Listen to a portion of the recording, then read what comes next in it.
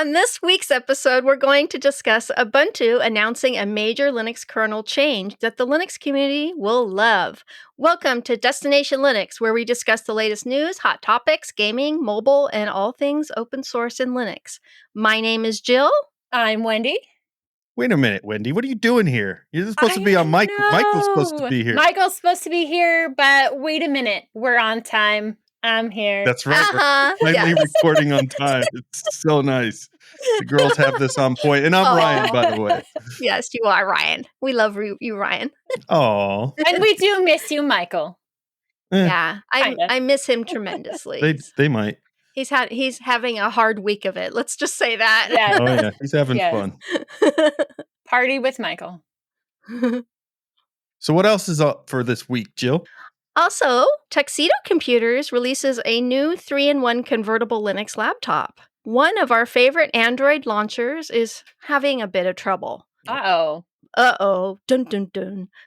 Plus, we got some Linux gaming and our software spotlight and more. Now, let's get the show on the road toward Destination Linux.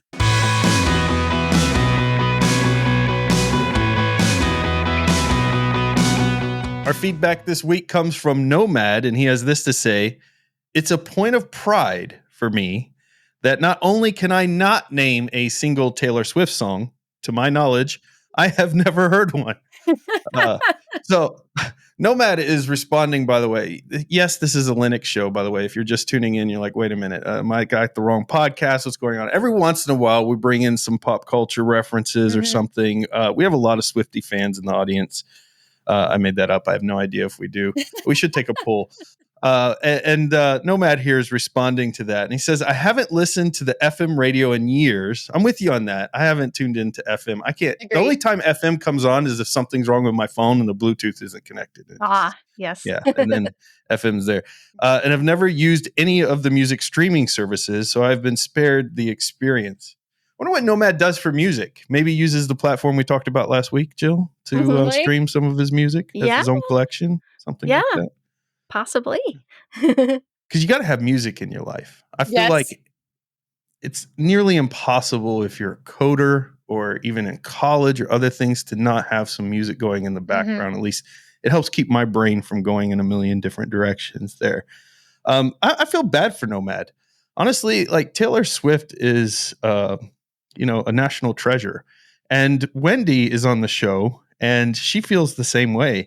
Wendy is a huge Swiftie, I've heard, has gone to all of her concerts, collected all of her albums, and can name any song. Just give her the year. Wendy, what is your thought on this Taylor Swift thing Nomad's saying here? So I am not a Swiftie. I have no idea where you got that intel, but whoever they are, they're feeding you the wrong information. I do have one Taylor Swift song on my playlist, Shake It Off, but it's not sang by her. I don't know if you've heard of Frog Leap Studios. I found them through Michael. He's absolutely amazing. And so it is a hard rock cover of the song. Shake It Off, a hard rock cover? Yeah. I listened to it. That was a nice pick, Wendy. Well, thank you very much. So I love these remakes. Like Disturbed did The Sound of Silence, which I think is one of the greatest remakes ever done. Favorite version. And, it's so good. And then there's this remake of In the Air Tonight. You know, that old Miami Vice? Yes.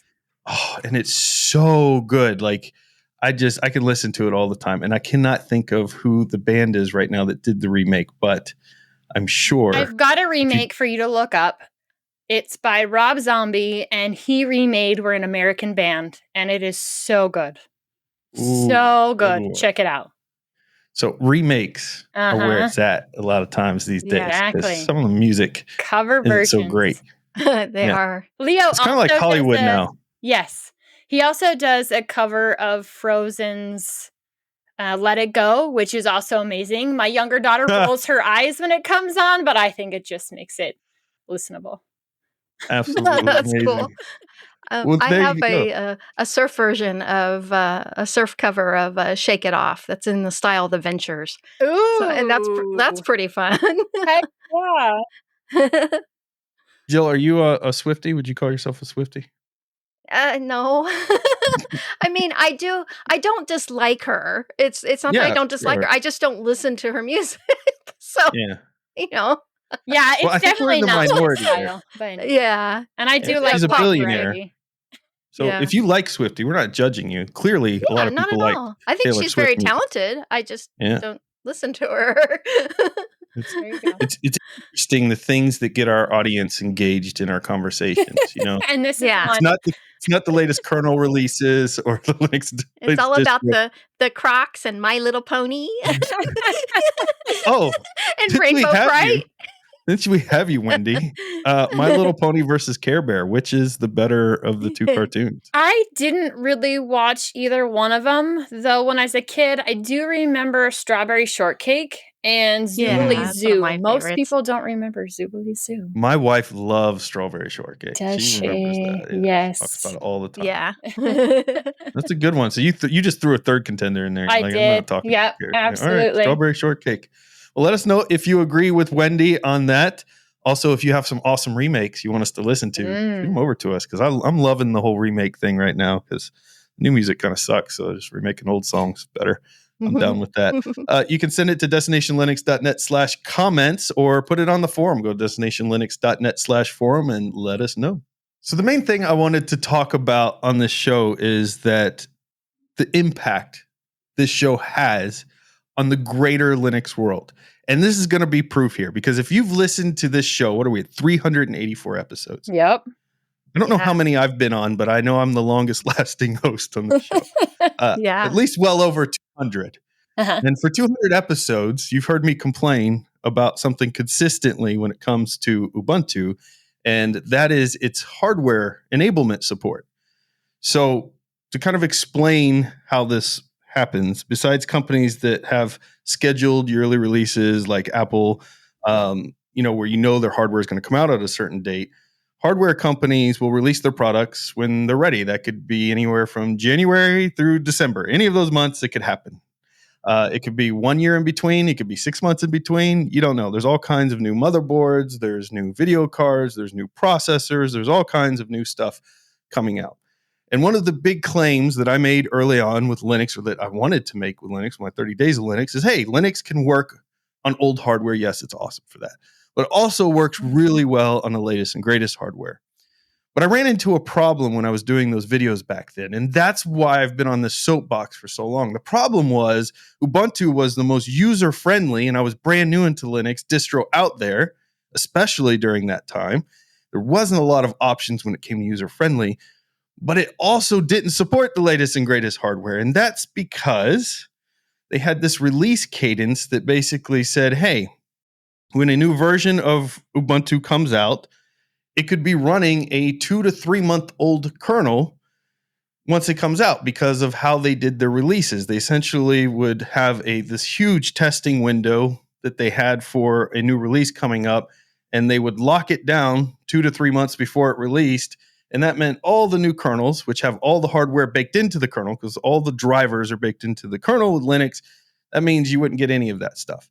And then there were cases in between releases of Ubuntu, which is every 6 months, Jill? 6 months? Yeah. 6 months, I think.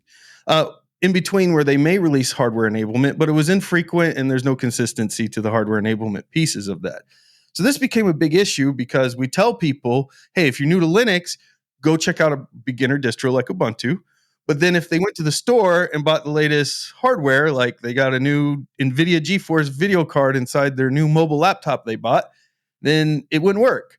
And so, or AMD or an Intel CPU, or there was a case when AMD released its new Ryzen line where it wouldn't even boot in certain cases. So this has been a big problem. Now, though, Ubuntu has finally decided to do something that improves this greatly. It doesn't fix it. I'm still going to be a little bit on my soapbox, but I'm going to take one step down. I'm not quite as annoying. I'll take one step down from the stage. And in the recent discourse post, they've decided to Ubuntu will now ship the absolute latest available version of the upstream Linux kernel at the specified Ubuntu release freeze date, even if the upstream is still in the release candidate status. So Jill, what does this mean for us? Oh boy. So this is, it's basically having the stability of Ubuntu with the latest and greatest Linux kernel is awesome. It's a dream come true. In fact, when I was reading through the news, I was thinking of it like stability, but with an Ubuntu Linux, with kernel updates going out gradually rather than a rolling release. So it's slower than rolling, but it's still, much still more moving. It's still moving. It's much more movement. And what is interesting also is that Canonical won't be releasing updates just because there is a new kernel. This would require more manpower. Instead, when they do a normal update, it will include the latest kernel. So every time there's an update, Canonical is not going to update Ubuntu with the latest kernel. And that makes sense, because they need more manpower. And but I was just so excited when I first heard this announcement because it's going to mean that beloved hardware enablement comes sooner on Ubuntu, especially with our newer laptops and computers. That especially more actually the laptop side of it, where a lot of even sound cards, we're having issues with sound cards working because of some changes that were made after the pandemic. Yeah. Yep. No, it's very true. And while not an absolute solution, I feel like it's leaps and bounds above where Ubuntu was. Yeah. I would love to see them take this a step further and allow for an option built into the installer even. So this kind of removes some of the risk on their part, because I know why they don't want to just enable every piece of hardware as it comes into the kernel, because that could create some regression problems, right? Right. But I think they could allow options for users in the installer to always pull down the latest hardware enablement or in the settings patches from kernels in between releases. With that said, that would be like Ryan Tier 1 ask. This definitely is like Tier 2 accomplishment. So very happy. I'm excited. Ubuntu's been doing some really cool things lately. Wendy, what are your thoughts on this? I am so happy for everybody who runs Ubuntu or Ubuntu-based distros, because it does allow them to say, hey, I need a new laptop. And maybe knowing that Ubuntu is going to be updating a little bit more often, you plan that next purchase around when that next update is going to be. So you've got your budget for it and say, okay, I'm going to go ahead and do it after this update drops. So you buy it at the same time. Now, it's not something that I'm going to be running myself. I did run some Ubuntu-based distros in the beginning, but my preferred is Manjaro. And I know Michael doesn't like it, so he doesn't talk about it. So even though this is an Ubuntu segment, I'll kind of slip in here as to why I like to run it. And people have had their issues with it, but for me, I've been running it for years, and it's been very, since I've very known stable. you, I think you've been on it. Yeah. I think since we've been talking, I've been running Manjaro. I had a short stint where I was playing with Garuda for a little bit, but that was still an Arch-based distribution. Yeah. But for me, it's the fact that it doesn't come straight down through like regular Arch does. They actually take some time. They test some packages and stuff. I do pull a couple things from the AUR, but not much. I know you guys get really excited about the flat packs and the snaps, but I really just want something from my repo. I don't want to pull down those other universal packages. And so it has the full fit and finish for me. It's got everything I need. It keeps updated with the new hardware, but it's not so fresh rolling that things break for me. Now, things can break for you. That's possible, but I haven't necessarily had that experience in running mine. It even You haven't had a show-stopping break, or you've had no breaks at all? I wouldn't say I've had no breaks at all, but the breaks I've had were user error. Okay. Wow. Yeah. Or you didn't update in time? Yeah, so and for the most part, I update pretty frequently. I'm not a Michael. But yes, it's been more like I'm playing around with this thing or that thing, and I break things just in my experimenting with stuff, not necessarily that it was the distro's fault. If you add some other layers, I've got a pretty good friend that I talk to on a regular basis who is also running Manjaro, used to run Linux Mint, but is now pretty consistent on Manjaro. And he was having some breakage issues for a while, but it was some custom configs that he had where there was some conflict coming in. And once he figured out what that issue was, then updates haven't been a problem. But once again, it was kind of a user error situation. See, Michael says he likes Arch-based, but his words say otherwise on the show. Yeah. So off the show, you're like, no, I really like Arch. I used to support Arch stuff. I used to help in with the community of Arch.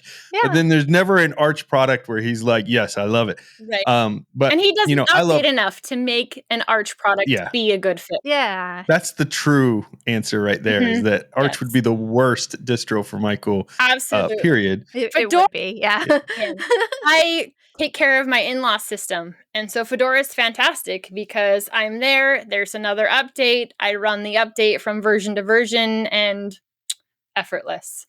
Yeah, absolutely. While all these are great options for different people, it's great that those who enjoy these Ubuntu or Ubuntu-based systems have more options for newer hardware. What I love about it is I think about the new users. Like, we all have a choice. Like, if I want to go to Arch tomorrow, I've done it enough. I can switch, whatever. Jill, you've got everything anyways represented in your museum. So who knows what you're on? I'm still running the original Garuda when we talked about it years ago on my laptop. There you go. I just keep updating it because I like Garuda. It's a great distro. Yeah. It's very pretty. Yeah. So, I mean, I think from that aspect, though, I think of the new people coming into Linux. Usually the first distro is going to be Ubuntu or Ubuntu based. And so having this, I think, is so important for the community. I'm really proud of a lot of the stuff Canonical has been doing lately. I think they're kind of really starting to gear themselves back into that user experience piece of it. And I love seeing it. I understand why they went servers. I wasn't happy about it, but I kind of understand it. You got to make money at the end of the day. They want a lot of the enterprise stuff. But I really do want their desktop is so important to the Linux ecosystem. Even if you don't use it and you don't like it, it's still important to the Linux ecosystem. And we want a really good offering there. And this makes it that much better.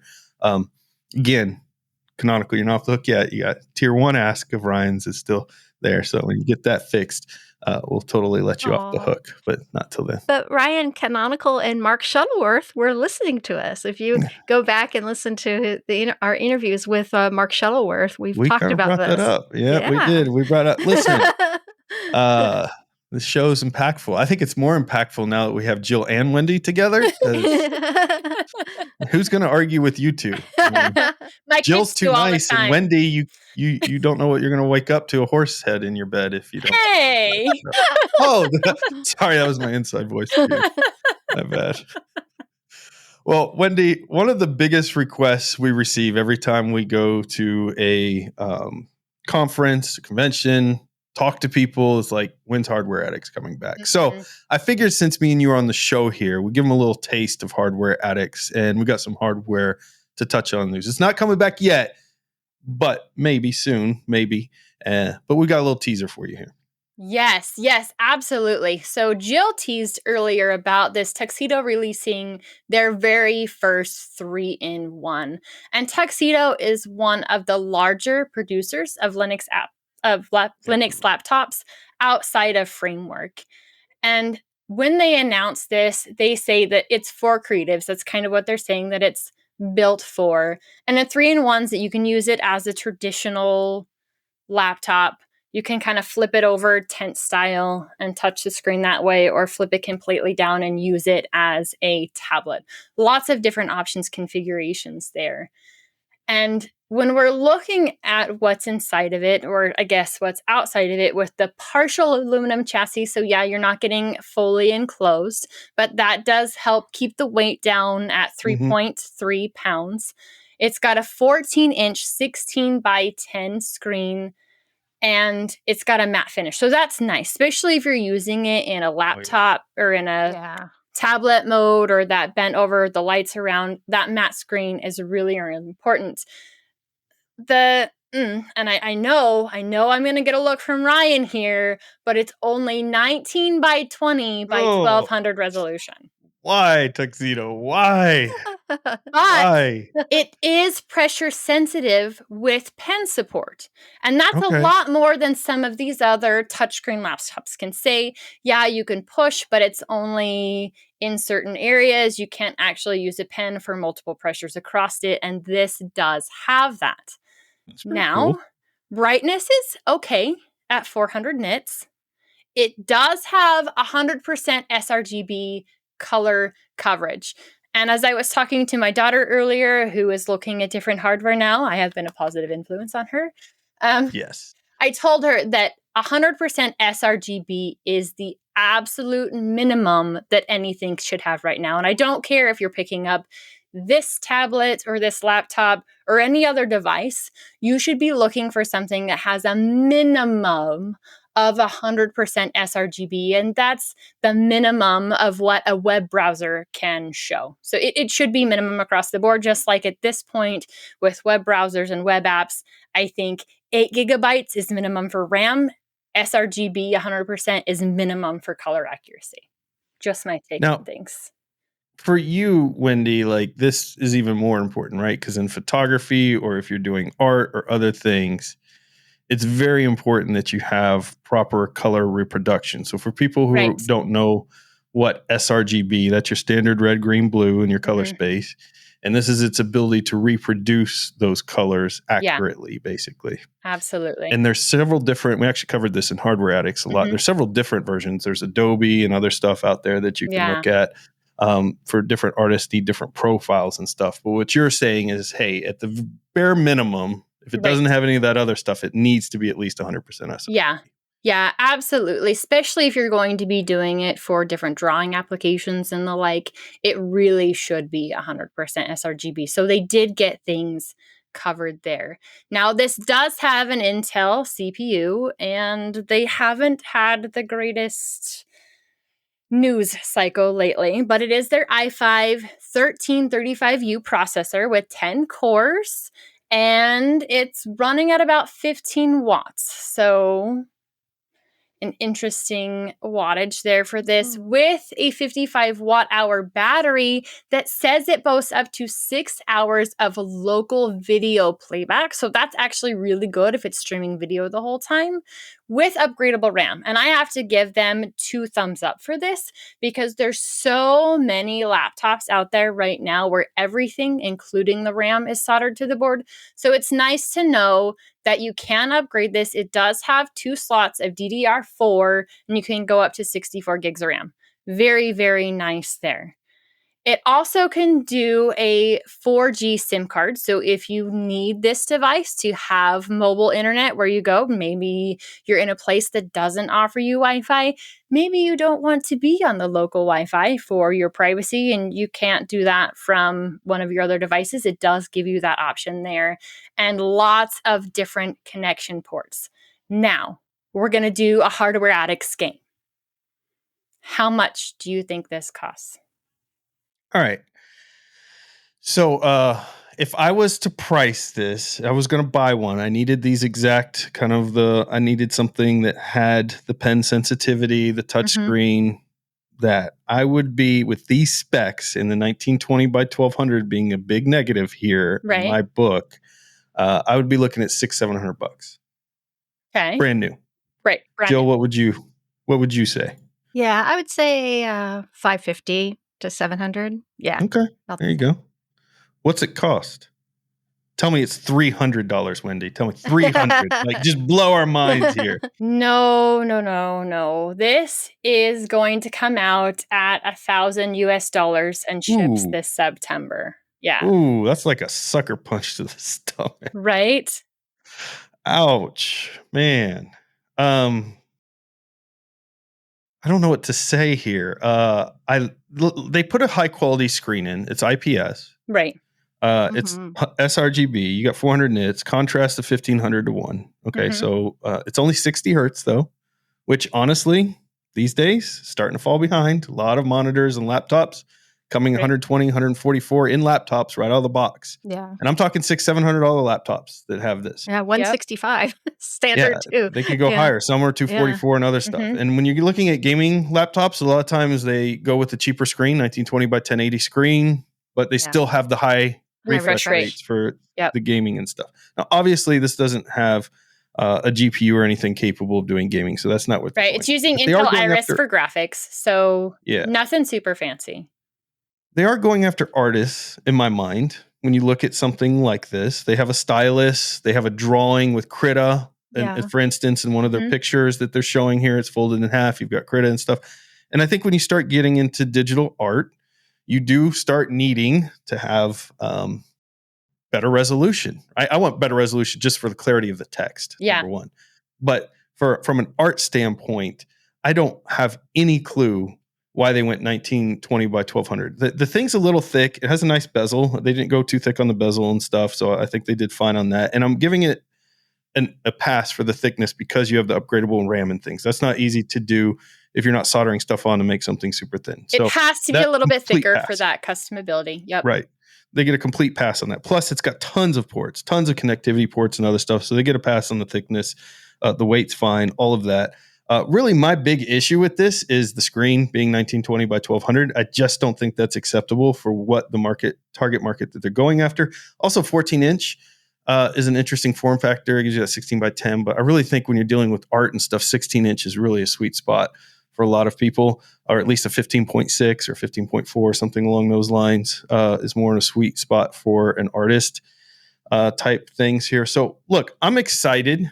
We have another Linux option. There may be people out there that are looking for this exact kind of setup. I'm sure they did market research, and there are people that need this. In fact, I would love if you in the community, if you need this specific kind of laptop with these specs, and you couldn't go buy a used HP or whatever with similar specs because of X, write us and let us know. Because that's what I would tell people. Like if they came to me and like, hey, I need a good 3-in-1, I'd be like, man, there's a ton by Zeus. There's a ton by others that you could just take Windows off, put Linux on, and do the same things with and get a lot better specs. So I love a lot of what Tuxedo has. Some of their laptops are so fire. I would absolutely buy one tomorrow. This one's not at the top of my list, though. I just, being honest. So I have something positive to say about this. Jill, we said something positive too. Don't put us in the negative corner there. Like we're just negative Nancy's. Oh, well, one thing about the screen size, actually 1920 by 1200 is the aspect ratio that iPads used. So I think right? Used, yeah. So like a long time ago. Yeah. So as a tablet, I think this could be a Linux tablet that many people in the Linux community have been waiting for. I know a lot of people that are looking for a Linux tablet, and they're finding ones that are only 720p. So it is nice to have a higher resolution option, and it's about the same price as some of the other Linux tablets out there. So that is definitely a thing. And I honestly predict that the next release, the Tuxedo Infinity Flex 14 Gen 2, could be Ryzen powered and better for light gaming. Nice. That would be very, very good to see. And I'm not saying that this is a bad laptop. For a lot of people with current budgets right now, I would love to have seen them come out with something that was just a little bit more budget friendly and along these lines. Steam, though they're a much larger company, has done a great job with that with their devices. Raspberry Pi has been pretty good, though the expensiveness of their boards has been ticking up a bit. But for a lot of people, especially who are struggling, I would have to say this is great. If you can afford it, absolutely support them. I want to see places like Tuxedo keep going. But if you can't and you absolutely have to get something, buy the used market, keep that stuff out of the landfill, and help your pocketbook. Yeah. Well, anytime you're also, buying from a specific Linux installer on hardware, you're going to be paying more because they're also offering you tech support. Which is wonderful. And they're smaller builders anyway. They're smaller builders. I mean, so smaller builders. They're going to have very small margins on these devices. So I'm not saying Tuxedo's out here like, we're going to make a fortune off this thing. I bet they're pretty close to what they're paying for it. Like they're making a small bit of money on it. I think that's the problem, though, is with the parts that they're going for and what you're getting.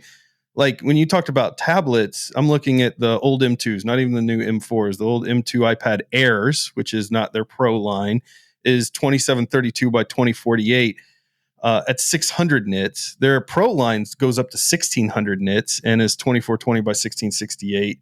And they have OLEDs. Yeah. So here's the thing. I have a laptop that's 1920 by 1080 that I picked up. Not my favorite resolution, as you know. Right. But it's OLED. Yeah, it's OLED. And it it's is beautiful. gorgeous.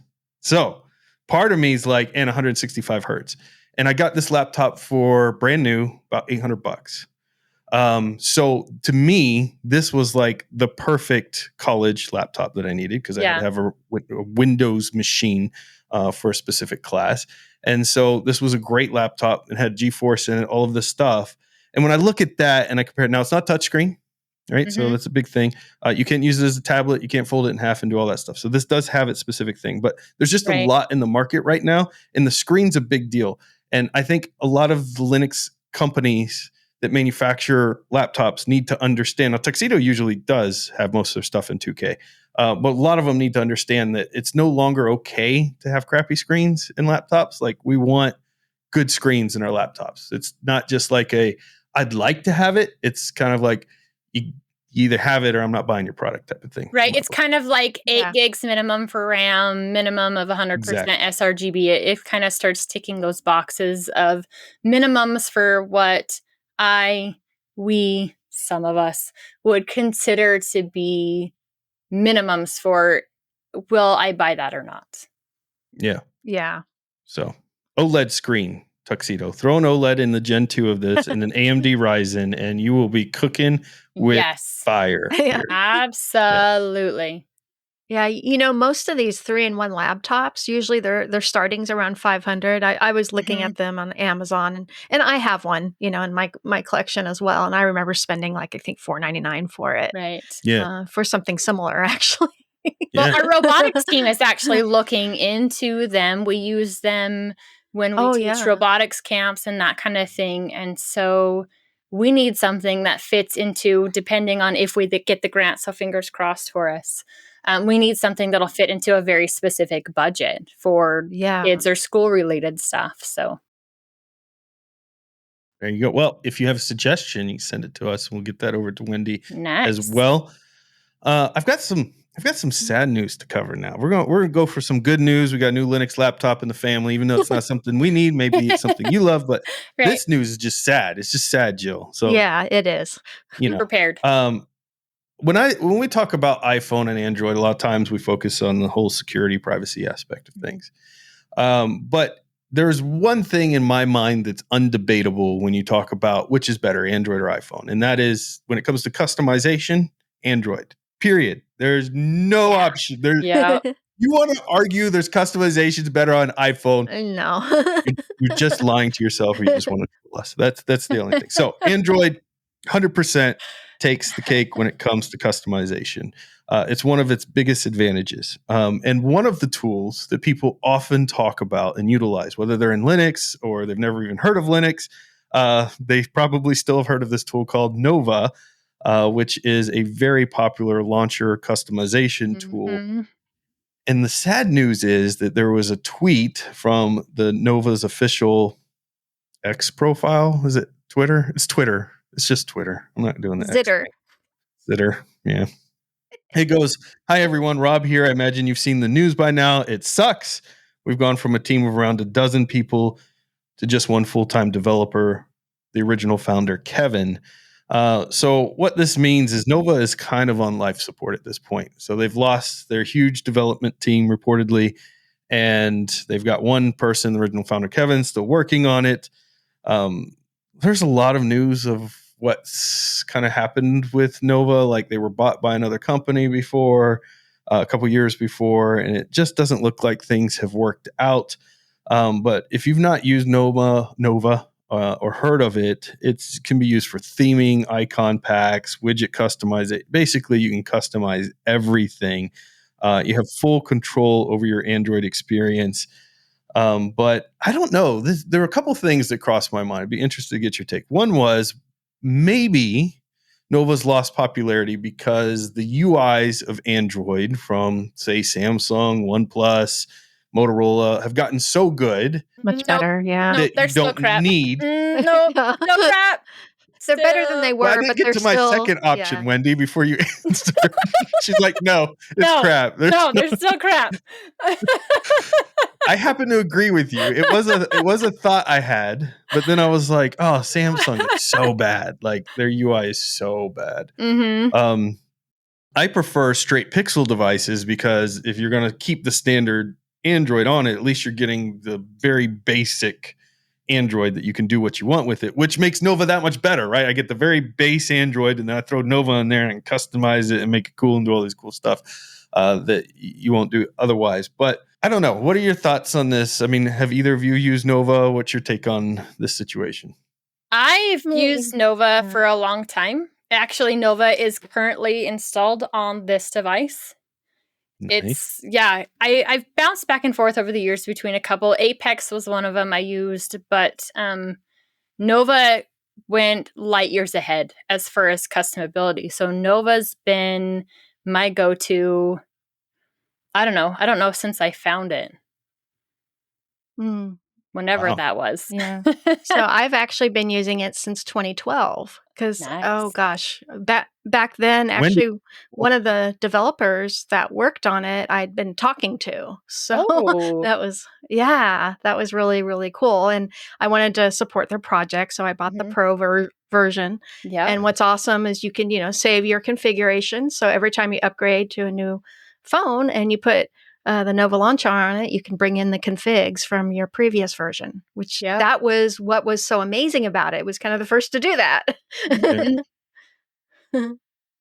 And so, Wendy, you've used it, you've stuck with it. Jill, you put it on your phones, you've stuck with it. I remember using it back in the day, probably around when you started, when it was kind of just starting out, Jill. Yeah. And I liked it, but I remember feeling insecure about the permissions it asked for because it's customizing everything. It wants permissions to everything. And I didn't do much research about the company. I was like, I just don't want to do this research. But I remember it being cool for the time I played with it. And I just never ended up going back because, I don't even customize my desktop. Yes. So exactly. whatever is stock, it's going to have some Batman wallpaper and that's it. That's like my go-to with everything. Batman wallpaper on the phone, Batman wallpaper on the computer. We're done. But, it made me really sad. Do they have an ability to donate? Do you pay for Nova? Do you know what's the how do they make just money? paid for it. Yeah. Yeah. Paid for it. Yeah, like Jill, I paid for the premium of it too. And I would love to see this continue in any way possible. And even if that means that they're willing to open this up to the community, have the community help them open source this project because I use it and it is the only launcher I want to use. It's one of the first things I install when I get a new phone is Nova Launcher, because even the Oxygen one, I don't like it. I don't like that whole swipe to the left and there's this weird news panel, whatever. I don't want any of that. And so it's one of the first things I install because my phone is just as simple as my desktop. I black everything out. It's super, super blacked out. So I don't know if you can see this. Oh, wow. I thought it would be pink. But it's black, right? It's very, very basic with some text along the bottom for some folders. I like things simple and easy to get to. So if they're willing to open source it, I would be more than willing to toss in a few bucks every month like I do for Patreon on things to keep it alive. Same here. Yeah. It looks like it's about $4.99 currently on the Android store, one-time payment, so not a monthly fee, which, gosh, that's so rare these days. That makes me happy. And then if you go, this is another rare thing. If you go into the data safety here, it says no data shared with third parties, no data collected. App doesn't provide a way to even delete data because it doesn't collect any. Right. So that's really cool. That's very nice of them. So I do feel like, though, Wendy, your comment about, hey, this is where open source could come in is huge. Like, to me, that's where Nova needs to go. If they are really suffering here, Kevin, the creator, when you hear this, because it'll probably be sent to you, open source Nova and then get all of the development of the open source community involved. And then we can utilize this for more than just Android. We can utilize it for Graphene OS. We can utilize it for all of the alternative operating systems out there that so many in the community utilize. I think it would be so powerful. And I think it could bring Nova back to life, because you got one developer. Nova already had, according to a lot of the articles, a long delays in between releases lately with 12 developers on there. So in my mind, now that you've got one person going back to doing everything, I feel bad for Kevin.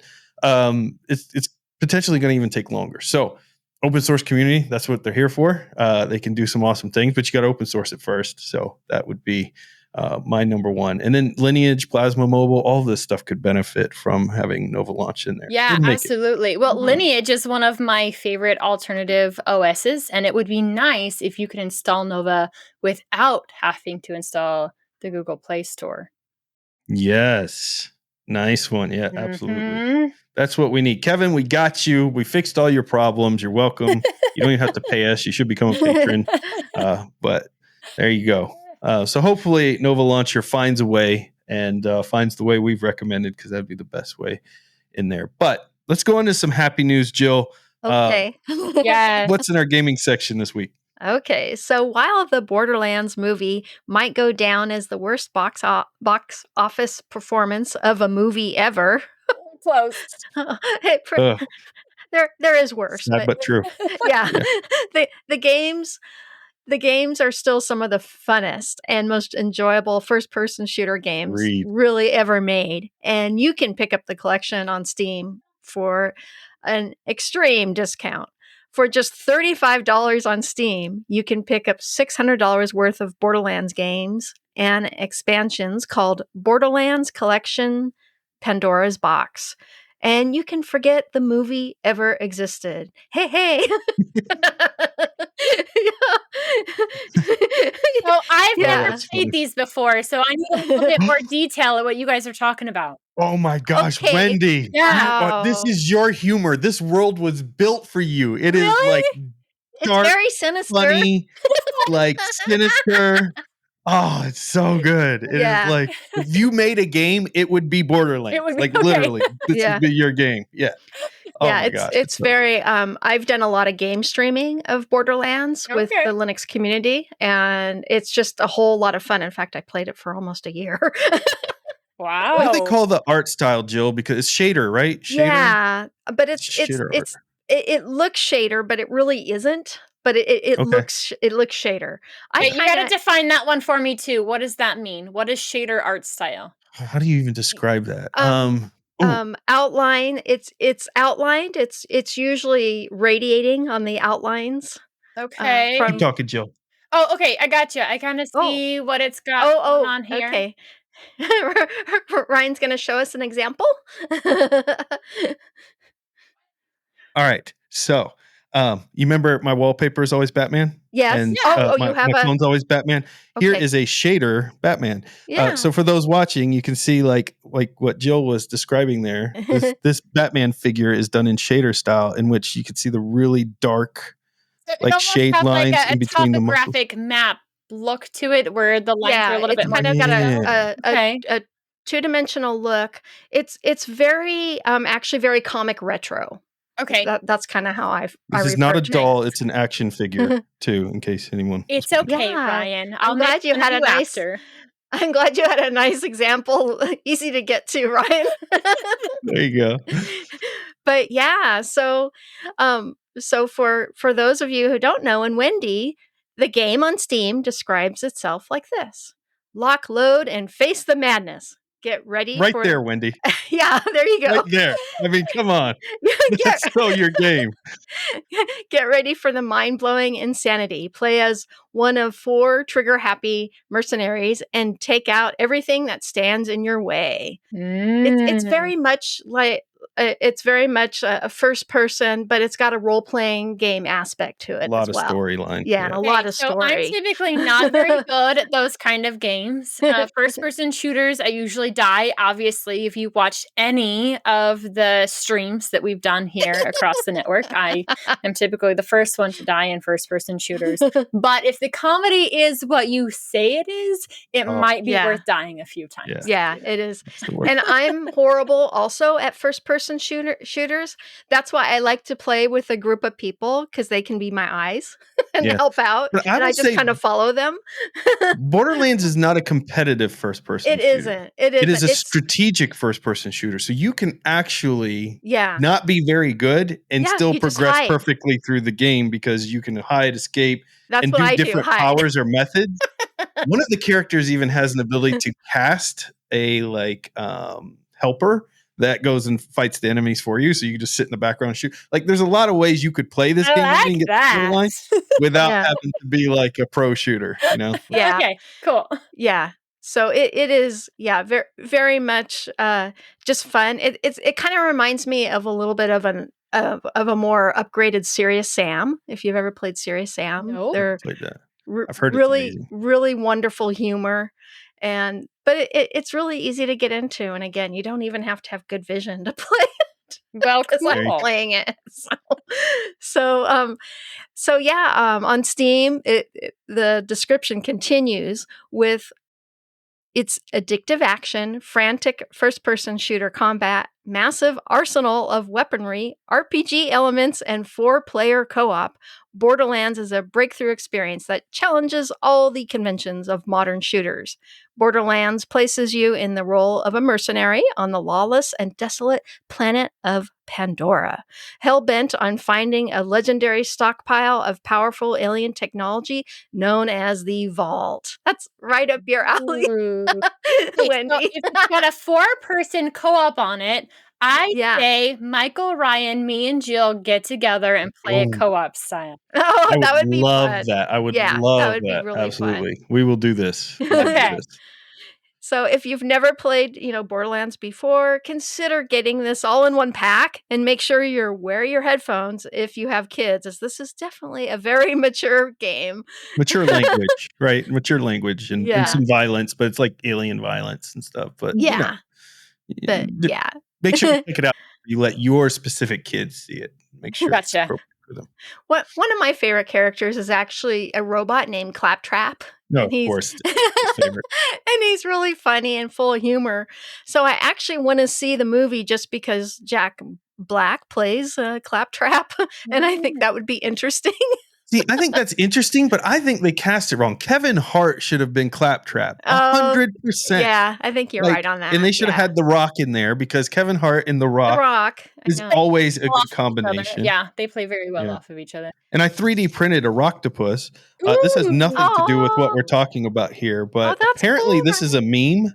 Yeah. And I have no idea what it means. I don't know the meme either, but I've seen I 3D printed it because I saw it on there. I didn't know that was a thing, but interesting. I've heard about the Rocktopus too, but I don't know where I have no idea where it came from. I have a lot of things I don't know where they come from anymore. But yeah, Borderlands is just awesome, and this is so worth it. I've probably spent $200 on Borderlands. You got to remember to buy this pack, because I have 1 and 2, but I have none of the expansions. And $39.99, this is $600 worth of expansions in here at least. All the games, all the expansions, you get it all. Yeah, it's everything. This is the jam. This is something you've got to go buy right now. All right, Jill, software spotlight. What do we got going on there? This is one of my favorites. So our software spotlight this week is an open source project called Ruffle. Ruffle is actually a wonderful Flash player emulator written in Rust. Using Rust actually removes all the security problems with Flash, and it lets you explore all those popular Flash games or videos you enjoyed in the past. Right. And this application lets you run .swf Adobe Flash content on your computer without a browser in between. Woo-hoo. And it takes full advantage of your GPU and system resources. That's nice. So you can load an SWF that you downloaded, or place in an URL and it'll play it. It's really Be very wonderful. careful with downloading random SWFs, though, right? Yeah, there. That used to be a huge thing. You remember that, Ryan? When Oh Flash, my gosh, yeah. Flash was a security nightmare back in nightmare, the was day. horrible. Yeah. Yeah. So, Ruffle, thank goodness, is open source and licensed using the MIT Apache 2.0 license and made to help preserve the history of the internet, which is always a wonderful and welcome thing. And thanks to Ruffle, we can play lots of Flash games and animations on the internet embedded, including from the awesome Internet Archive website. On the Internet Archive, you can make the claymation penguin Pingu, Pingu, Newt Newt. You can make Pingu dance with the Pingu Boogaloo game. And I don't know what you're saying, Jill. It's like you're speaking another language right now. Oh, yeah. So Pigaloo, Bugaloo, Toogaloo. I don't know what's happening. Pingu is a series of beautiful European claymation animated shows about a penguin and his family and the trouble and his adventures. It's so cute. It's very much in the style of Gumby. All right. Okay, perfect. And in this game, the Pingu Bigaloo, you can make him dance, and the music is one of the theme songs for one of the series of shows and one of the seasons. And so that's just that's one of my favorite things to do with Ruffle at Internet Archive, because I love anything penguin. And you can also play mini Flash games from other sites, like one of my other favorite gaming sites, which is congregate.com. They have lots of the old Flash games that you can play. Nice. And what's cool is that the Ruffle standalone application can easily install as a flat pack from flathub.org. That's the thing that's new, is there is a flat pack for it now. Or you can run Ruffle in your web browser as a Firefox extension. And there is also a Linux executable as well. And of course, you can install it on your website for .swf embedded playback. Nice. And one of the reasons this was so exciting to me, and we've talked about it here before in the show, but this is the new version that's wrapped up in a flat pack. I, as an animation professor, I actually taught Adobe Flash animation for many years. And I'm just so happy I can still go back and play my students' games and animations created in Flash, thanks to Ruffle. So all those old memories don't die. You can continue to play them. That's awesome. And I still, what's really cool, Wendy and Ryan, as I still have students will say, Jill, do you still have my work from, like 10 years ago? And yes, I have everything. I have all my student work. Best professor thousands of Jill work throws nothing away. Yeah. Jill, I got if humans could all be as good as you, we would be in a much better planet that I wouldn't want to escape constantly, The fact you keep everyone's work, that is so sweet. Right? That is so sweet. It's hurting Wendy's teeth. Like, it is just, my students really appreciate it. I literally had this happen within a few months. So one of my beginner students, because the Flash class was for the beginner students, and one of those students wanted my work because they were applying for an animation position at an animation house. And it was one of his most beautiful pieces. So was happy. Cool. Very nice. So cool. Well, this is a very cool tool. I feel like this is helping preserve all of this forever. Yeah. And that's very important because there was a lot of innovation. There was a lot of Flash games I remember playing back in the day that were just so entertaining. There was one called Mafia, I think, that I remember playing the heck out of. And there was another one that was like farming, something to do with farming and stuff that were just very addictive little games out there. And there was all those Christmas bowling games. Oh, yeah, of course. Yep. Yeah. There's just a lot of cool games. So, when Adobe deprecated Flash from the web, everyone's like, how are you going to play my Flash games? Well, thank you to Ruffle. You can do that. Nice. Absolutely.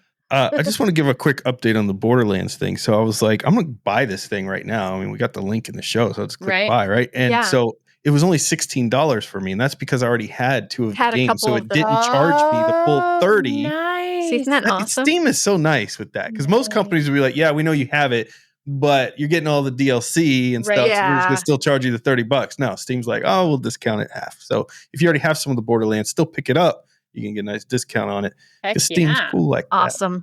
Awesome, Ryan.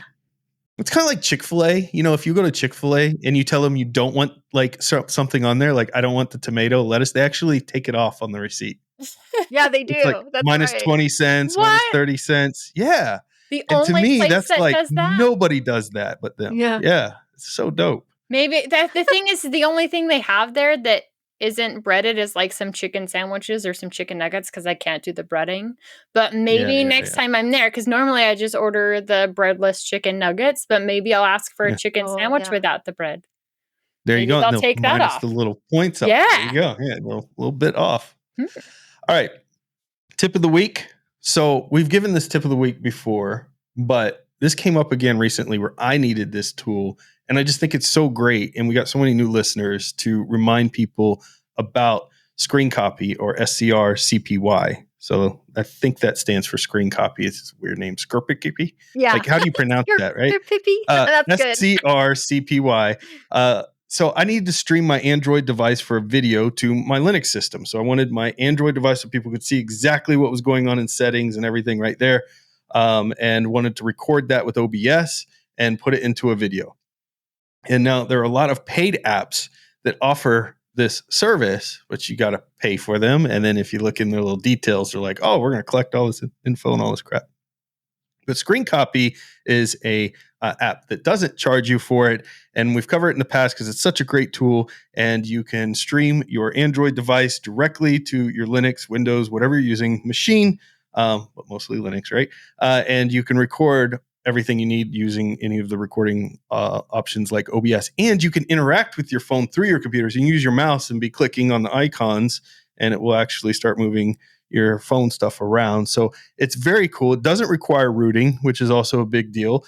You do have to put your phone in, enable the developer options. So once you enable that, you can either tether it or you can do it remotely, set up a remote connection between your Android device. I do a tethering just because I find it to be far more easier to get going initially and just get set up. But Skirpicipy is such a great program. Definitely highly recommend people check that out. All right, man. Wow. Listen, this is the most efficient show we've ever had. Wendy is military when it comes to getting ready and set up. I am so appreciative, Wendy, of you filling in not only for me when I'm out, but Michael. But it's so good. Nobody's going to want us back. So that's the problem. We really need you to not be as good as you are, Wendy. That no, they love you too. I do definitely get some love. No, they really don't. Did you read the comments? Really... I do read the comments. They do like you guys too. But you could say, because I'm not around that often, I get more love because they don't see my bad side. Everybody loves Jill because Jill is Jill, but they only love me because they don't get to see me all the time. Yeah, I think they need to be watching Linux Out Loud more often. That they do. Yes, you could see Wendy all the time if you check out the podcast Linux Out Loud, which it should absolutely be on your podcast player. It's an amazing podcast, and also I was just thinking it's kind of yin and yang with Jill and Wendy here. Yeah, evil and good, evil good right here. Awesome. Well, a big thank you to each and every one of you who are watching, whether you're watching us, listening, however you do it. We love your faces, and you can come hang out with us on Discord. You can join us on Discord. We're going to tuxdigital.com/Discord. And if you want to watch the show live, you can become a patron of Destination Linux. We want to thank all of our new patrons out there.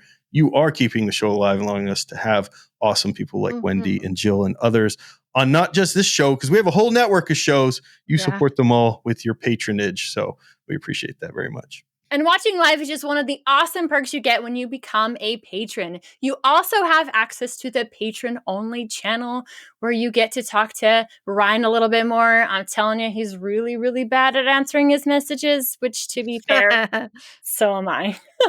Yeah. If you want a chance, I might answer you. It better be in the patron. No, it better be in the patron. There's zero chance. Zero chance elsewhere. Yeah. And the post show happens every week right after the show. Make sure you're going to tuxdigital.com/membership to sign up. we also have the Tux Digital merch store. There you can get some awesome swag like what Jill is showing there. Don't watch Ryan. He doesn't have anything that's in the store. And unfortunately, I don't have anything for a few weeks. There we go. He has some swag. There's some He's got some of our swag from Scale. There we go. Yeah, there you go. There's our screen cleaner. I don't even know if this is on the store, but it could be, and you're missing out if you don't go there. It could be. But they do have t-shirts, hoodies, mugs, and stickers as well. Don't forget the Sinister Wendy swag. It's the best. Yeah. And make sure to check out all the amazing shows here on Tux Digital. That's right. We have an entire network of shows to fill your whole week with gooky geekness. That's my new thing, I guess. Oh, good. It's such a tongue twister. But you are like dedicated to mastering it, Jill. Yeah. I love it when slip-ups become things. That's how awesome Sewed became a thing on Linux Out Loud. You know? Yeah. So much fun. And once again, check out Linux Out Loud, where you can watch Wendy on her show every other week with Matt and Nate having a blast and sharing their passion for Linux and open source. And everyone head to tuxdigital.com and subscribe to all our awesome shows. And don't forget to leave a rating on your favorite app so others can discover the power of open source and keep those penguins marching and the full Monty of Linux and open source awesome sauce. Everybody, have a wonderful week. And remember that the journey itself is just as important as the destination. Bye, everyone. Laters. Ryan may not love you, but I do. Oh, I love most of you. There's just some of you. Then there's some of you are special. I love you. There's a couple different ways to do it. Love you in your own special way. You're special. You're special. Bless your heart. Isn't that just so very bless special? Your heart. Oh, bless your heart.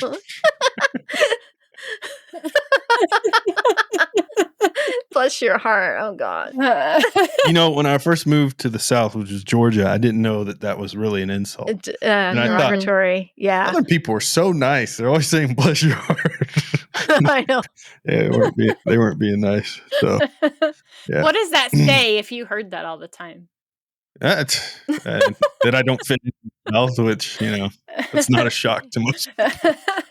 Yeah, I knew immediately, like when I was a kid and I heard it from someone in our church, who used to say all the time, I'm like that. I said, Mom, she's being derogatory towards you. Not nice. That's not nice. She didn't get it.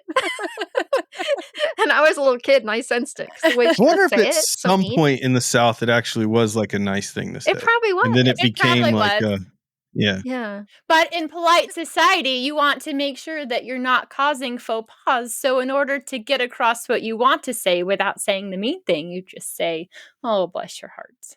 Yeah, we have corporate speak too in corporate America. Yes. We have our corporate way of saying I don't like you. Exactly. Same thing. Yeah. Yep. There you go. Well, you learned so much on this show, but you know what? It's time for the patrons now. So we're out of here. Become a patron. You watch every Wednesday. Until next time. See you. Peace.